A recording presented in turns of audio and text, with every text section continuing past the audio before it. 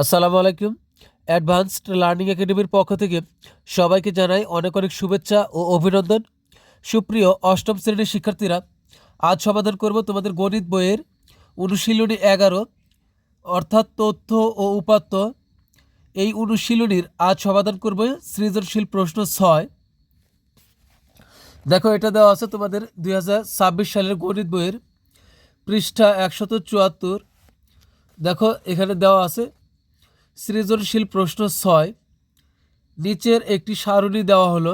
এই যে এটা একটা সারণী, তো আমাদেরকে এখানে 3টি অঙ্ক সমাধান করতে হবে।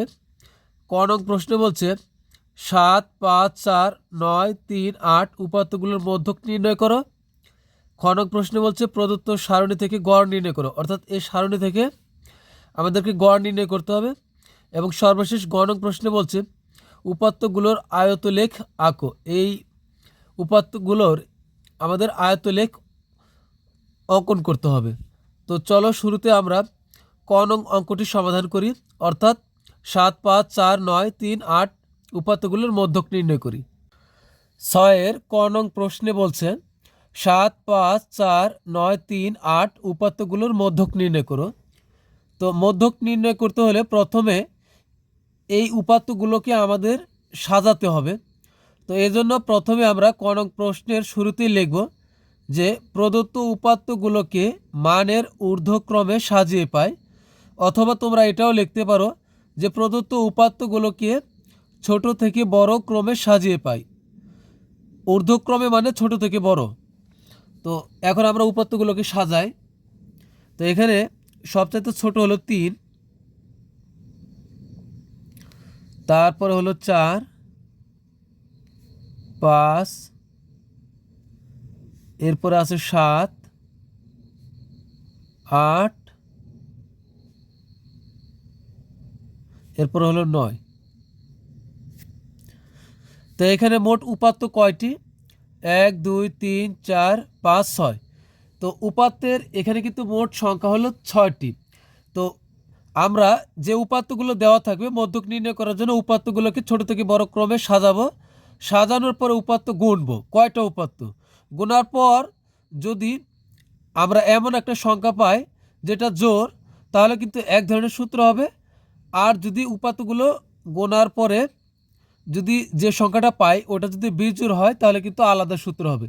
এজন্য এখানে আমাদেরকে পরিচয় করায় দিতে হবে যে এখানে মোট উপাত্তের সংখ্যা জোড় নাকি বেজোড়। তো এখন আমরা লিখব যে এখানে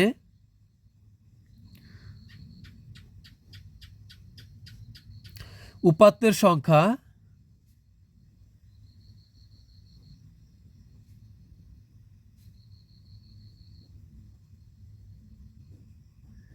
উপাত্তের সংখ্যাকে আমরা n দ্বারা প্রকাশ করি। উপাত্তের সংখ্যা n সমান 6, অর্থাৎ 1, 2, 3, 4, 5, 6। এখানে মোট উপাত্ত হলো 6টি। 6, এরপর একটা কমা দিব। এখন এটা কি জোড় না বিজোড়? এটা কিন্তু জোড়। তো এখানে আবার এরপর আমরা লিখব যা জোড় সংখ্যা।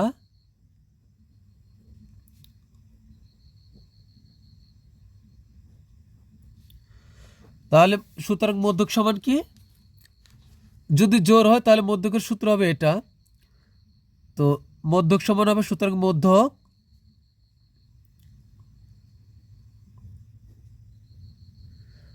সমান হবে n/2 তম পদ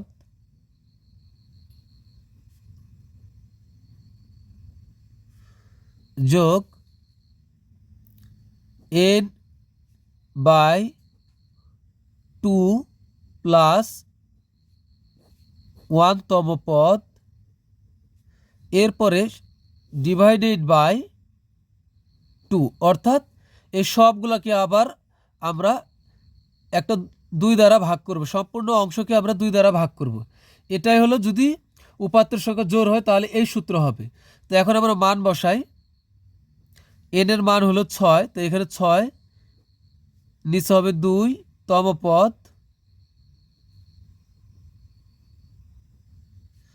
যোগ, এখানেও কিন্তু n এর মান হলো 6, তার নিচে 2 যোগ 1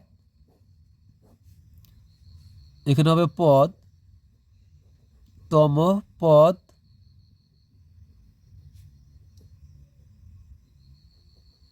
পদ, এরপর সম্পূর্ণটাকে আবার আমরা 2 দ্বারা ভাগ করব।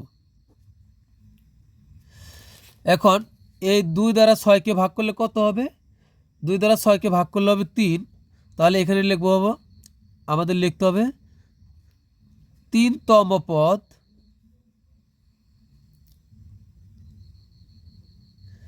যোগ, এখানে 2 দ্বারা 6কে ভাগ করলে হবে 3, আর 3-এর সাথে 1 যোগ করলে হবে 4। তাহলে এখানে হবে 4তম পদ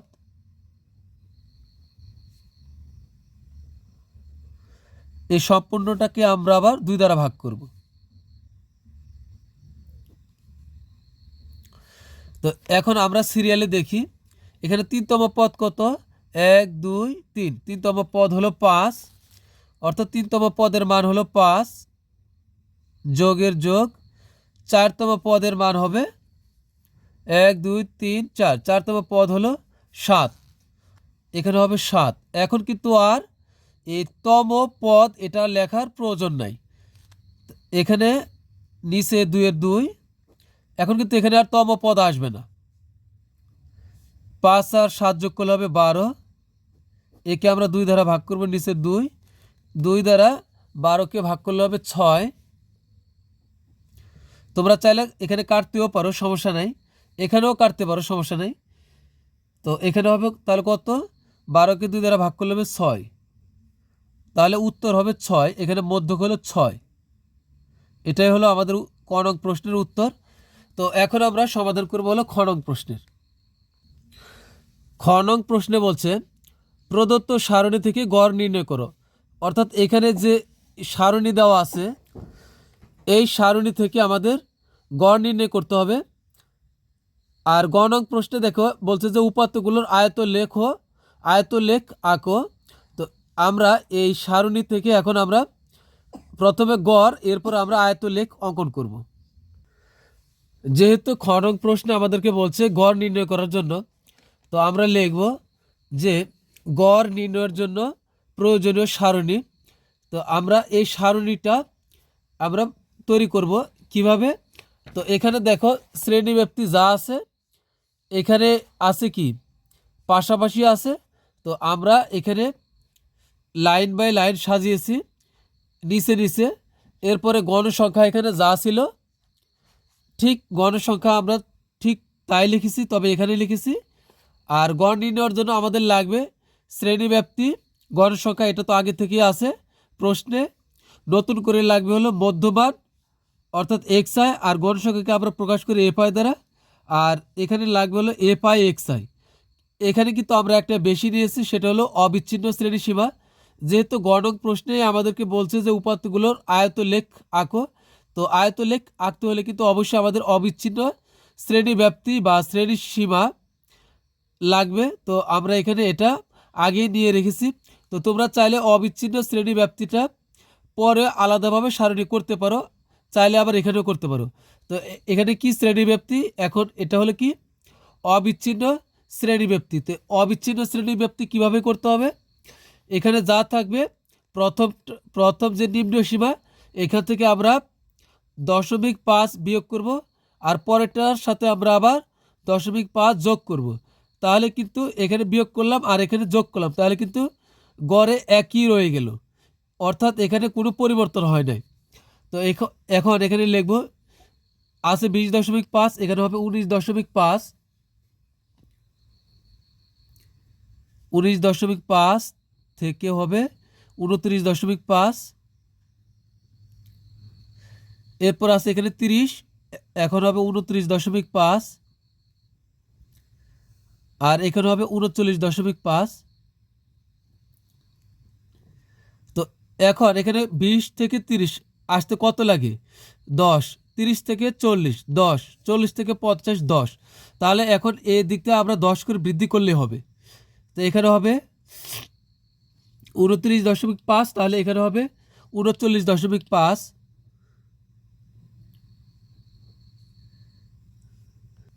39.5 থেকে হবে 49.5, এরপরে এখানে তাকাইলে আমরা দেখব 50, তাহলে হবে 49.5। আমরা 0.5 বিয়োগ করেছি, 49.5। আর এখানে হবে 59.5।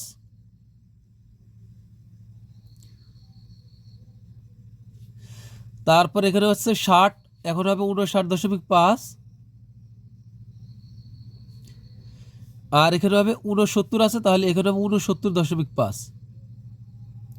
আমাদের কিন্তু অবিচ্ছিন্ন শ্রেণীব্যাপ্তি বের হয়ে আসলো। এই শ্রেণীব্যাপ্তির নিম্ন সীমা আর উচ্চ সীমায় দুইটা যোগ করে 2 দ্বারা আমরা ভাগ করব। তো আমরা 20 আর 29 প্রথমে যোগ করব। 20 যোগ 29, তাহলে হবে 49। এখানে আমরা 2 দ্বারা ভাগ করব, ভাগ 2, তাহলে কত হবে 24.5। তাহলে মধ্যমান অর্থাৎ xi এখানে হবে 24.5। এখন আমরা একটা বের করলে হবে, যেহেতু শ্রেণী ব্যবধান কত এখানে 20 থেকে 29, এখানে আমরা কিন্তু 20 সহই গুনব। 20 সহ গুনলে 20 থেকে 29, 20 সহ গুনলে হবে 10। তাহলে এই প্রত্যেকটার সাথে আমরা 10 করে যোগ করলে হবে। তাহলে এখানে 24.5, এখানে হবে 34.5, 10 যোগ করলে এখানে হবে 44.5, এখানে 54.5। তারপরে হলো এখানে হলো আমরা 10 যোগ করলে হবে 64.5। আমরা কিন্তু মধ্যমান অর্থাৎ xi পেয়ে গেলাম।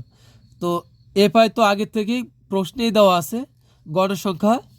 এখন এখানে লাগবে হলো fi xi, এখানে কিন্তু i এর সাথে xi গুণ অবস্থায় আছে। তো আমরা তাহলে গুণ করব 24.5 এর সাথে 10 আর 34.5 এর সাথে 6, এভাবে আমরা এই সবগুলো গুণ করব। একটার সাথে আরেকটা xi এর সাথে fi আমরা গুণ করব। তো প্রথমে আমরা গুণ করি 24.5 গুণন হবে 10, তাহলে হবে 245। এরপরে হবে 34.5 গুণন হবে 6, 34.5 গুণন হবে 6, তাহলে হবে 207। তো একইভাবে আমরা বাকিগুলো গুণ করে দিই। তো আমরা সবগুলো যদি গুণ করি তাহলে পাবো হলো 2423, অর্থাৎ সামেশন fi xi। সামেশন মানে হলো সমষ্টি বা যোগফল। তো সামেশন fi xi 2423 আর গণসংখ্যা n সমান হলো 54। তোমরা চাইলে এখানে মোটও লিখতে পারো, সমস্যা নেই।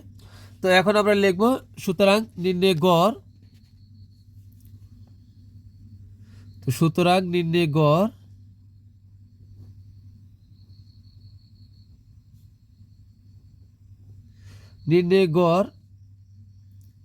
x বার সমান হলো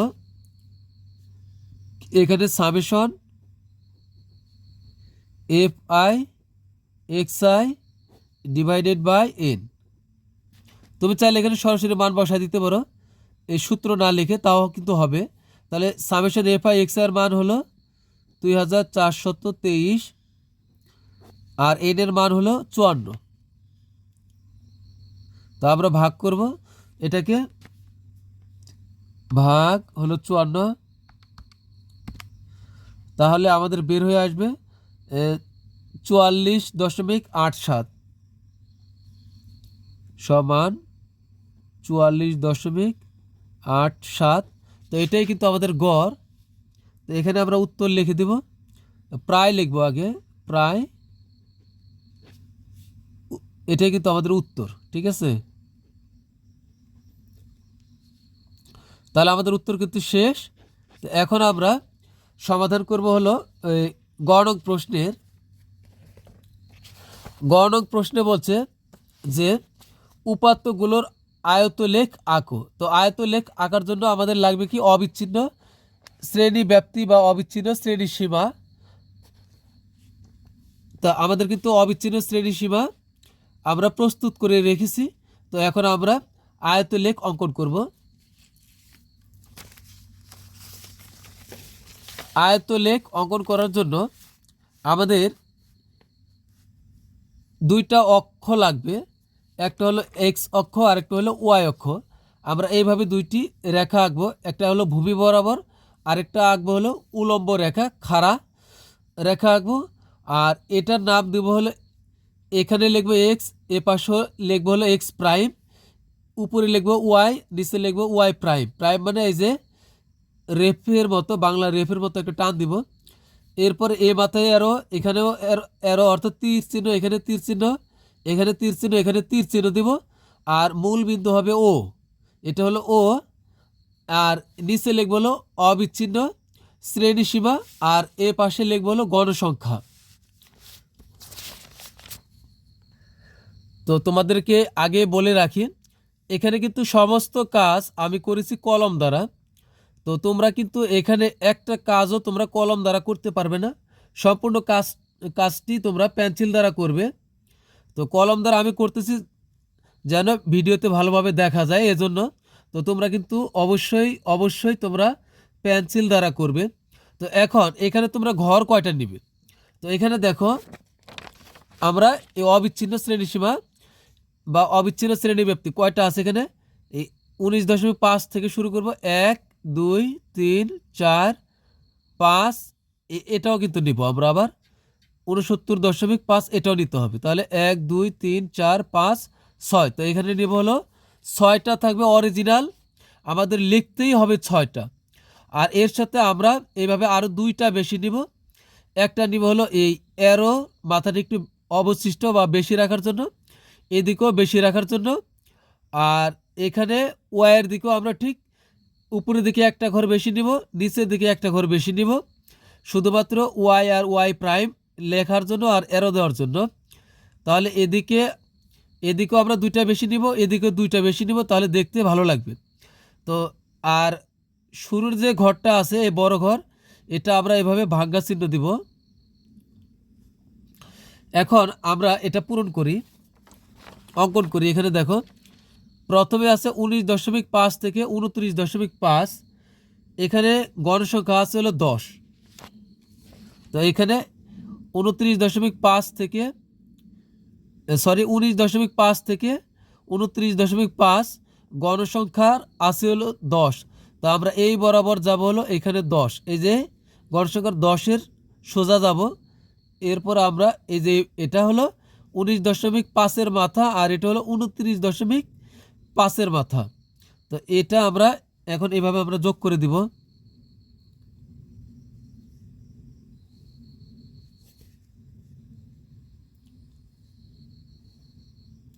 এটা হলো 10, এখানে হলো 5, আর এটা হলো 10।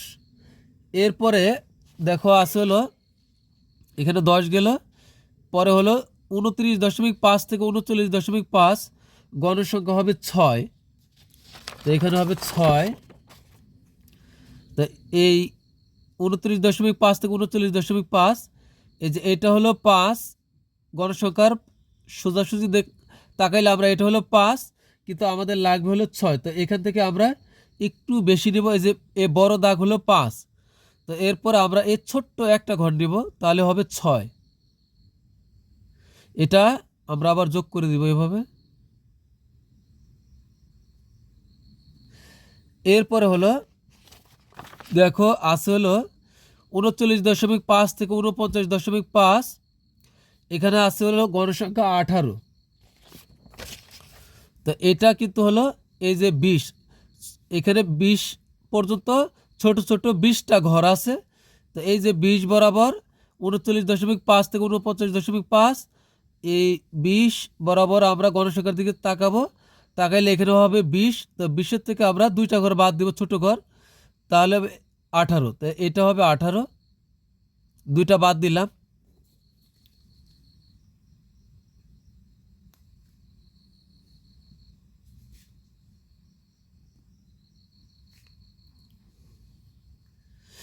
এরপরে হলো 49.5 থেকে 59.5, এখানে গণসংখ্যা হবে 12। তো 49.5 থেকে 59.5 গণসংখ্যা হবে 12, এটা হলো 10। তো 10-এর পরে আমরা ছোট ছোট দুইটা ঘর নেব, এই যে ছোট্ট ঘর দুইটা। তো 10 এ পর্যন্ত 11, এটা হবে 12।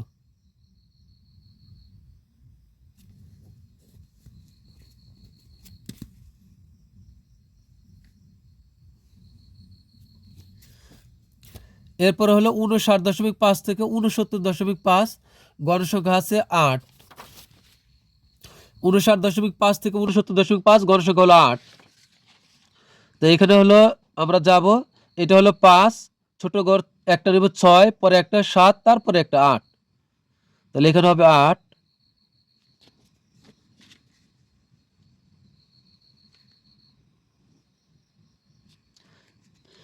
এখন এই ঘরগুলো আমরা কিন্তু একটু কালার করে দিব। তোমরা সময় থাকলে এভাবে কালার করে দিবে, আর যদি সময় না থাকে তাহলে শুধু এই বড় বড় দাগ দিয়ে দিলেও হবে, সমস্যা নেই। এতেও তোমরা পূর্ণ নম্বর পেয়ে যাবে। এজন্য কিন্তু তোমাদেরকে যে বেশি নম্বর দিবে তা না, যদি বেশি গাঢ় করো, কারণ গাঢ় করতে গেলে অনেক সময় লাগবে। তোমরা এভাবে করলেও হবে।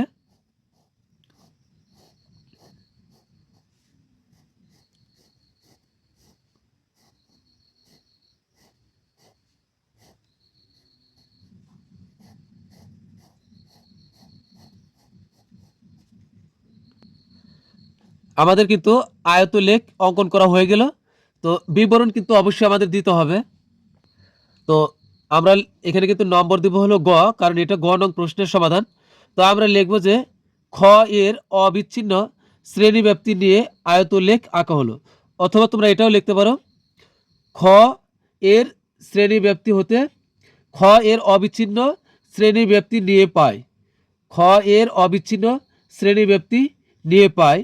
তো বিবরণটা আমরা এইভাবে লিখব যে ছক কাগজের এক্স অক্ষ বরাবর প্রতি ঘরকে অবিচ্ছিন্ন শ্রেণীসীমার 2 একক। এখানে দেখো, এটা হলো এক্স অক্ষ।